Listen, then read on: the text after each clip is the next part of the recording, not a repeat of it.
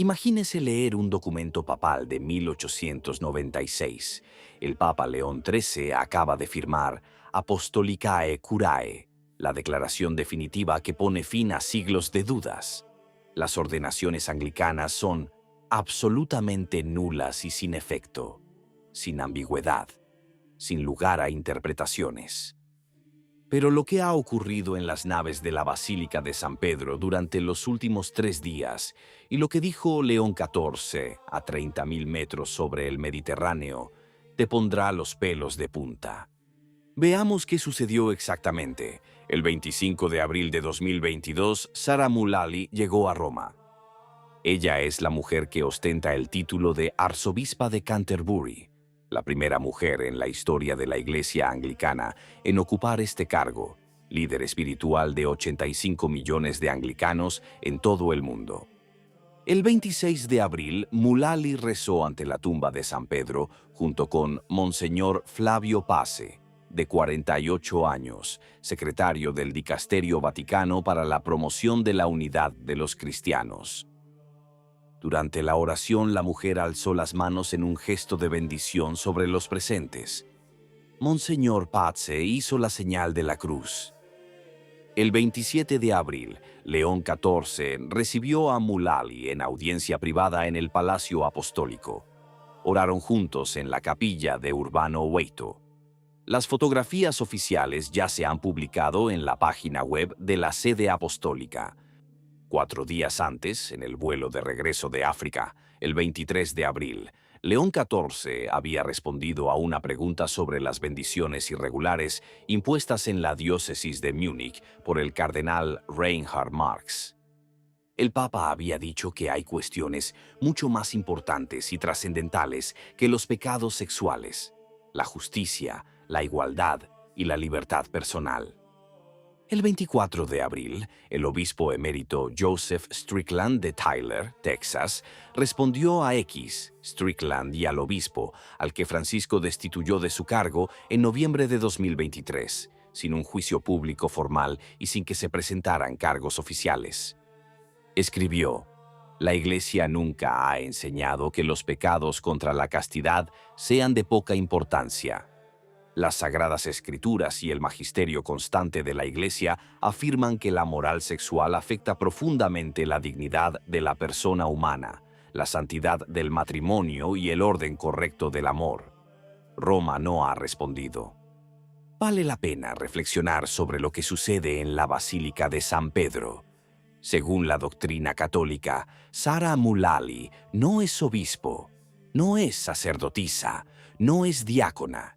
Es una persona bautizada, una laica. La razón es precisa y no ha cambiado desde que León XIII la formuló en 1896. Las ordenaciones anglicanas carecen de la forma y la intención que exige la tradición apostólica. La Apostolicae Curae lo declara solemnemente, absolutamente nulo y sin efecto. Esto no es una opinión teológica, sino una definición papal que ningún papa ha revocado jamás. Sin embargo, Monseñor Pace se persignó mientras esta mujer bendecía la tumba del primer pontífice. Es un pequeño gesto.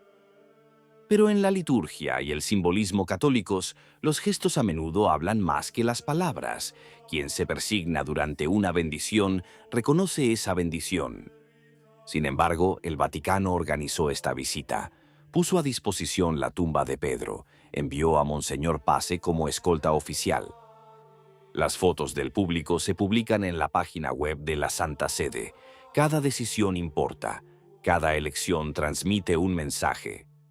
Esta no es la primera vez que un arzobispo de Canterbury visita Roma, pero sí es la primera vez que lo hace una mujer.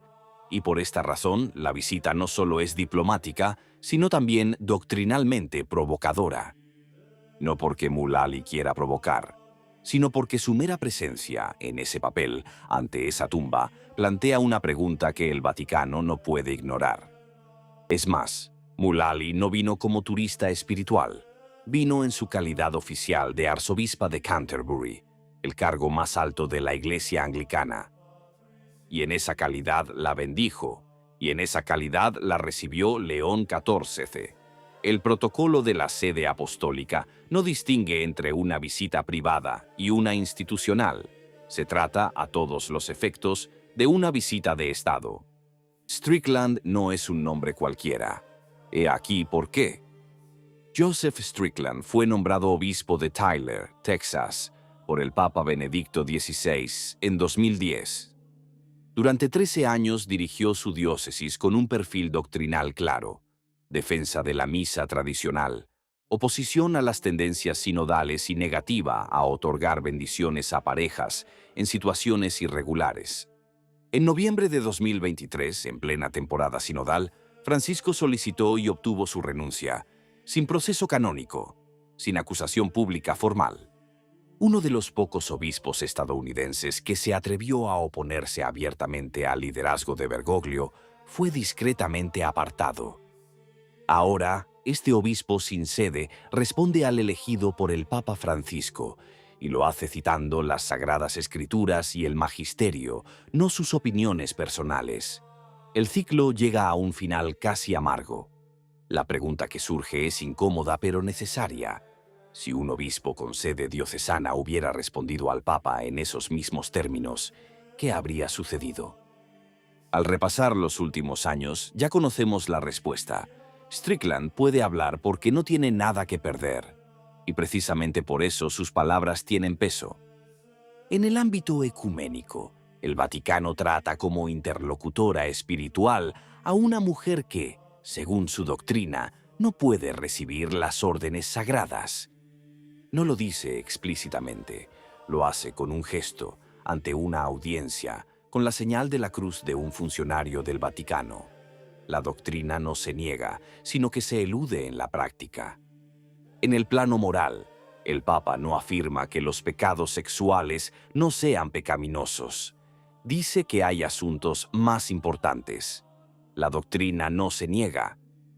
Se trata de un proceso gradual. Se pospone y solo se considera urgente tras la resolución de otras prioridades. Este es el mecanismo más sutil del modernismo. No el rechazo, sino la inversión de la jerarquía de valores. Quienes siguen este canal ya se estarán preguntando: ¿a dónde nos lleva este camino? La historia ofrece una respuesta clara. En 1439, el Concilio de Florencia proclamó la unión entre Roma y la Iglesia Oriental. Los obispos orientales firmaron, regresaron a sus países y, ante sus fieles, fueron incapaces de defender lo que habían firmado. La unión duró menos de 15 años. La lección es siempre la misma. La unidad cristiana es un don de Dios, no una negociación diplomática. Se fundamenta en la verdad compartida, no en doctrinas tácitas. Y el gesto de Monseñor Pase ante la tumba de Pedro no crea unidad, sino ambigüedad. Lo mismo ocurre hoy en día con los católicos. Cuando un pastor prioriza los pecados, los fieles aprenden que algunos pecados son menos urgentes que otros. Y mañana alguien dirá que otros aún lo son. La lógica de la clasificación carece de fundamento natural. Se necesita que alguien diga: no, la ley moral no puede dividirse por la urgencia. Volvamos al punto de partida. León XIII firmó la encíclica Apostolicae Curae en 1896, no para cerrar puertas, sino porque comprendió que la claridad es el acto de amor más profundo que un pastor puede realizar por su rebaño. 130 años después, otro Leo recibe a quien no puede recibir esas ordenaciones. Un obispo sin sede de Texas dice lo que Roma no dice. Y los fieles católicos de todo el mundo siguen haciéndose la misma pregunta: ¿quién en la Iglesia habla en nombre de la verdad? La respuesta es siempre la misma. La tradición lo proclama, el magisterio constante lo proclama, y lo proclaman, cuando no les falta valentía, aquellos obispos que, aún sin cátedra, encuentran la manera de hacerse oír. La verdad no necesita la aprobación de un vuelo de prensa para existir. Existe por sí misma y perdura. ¿Qué opinas? Si te gustó el video, comenta amén. Que Dios te bendiga.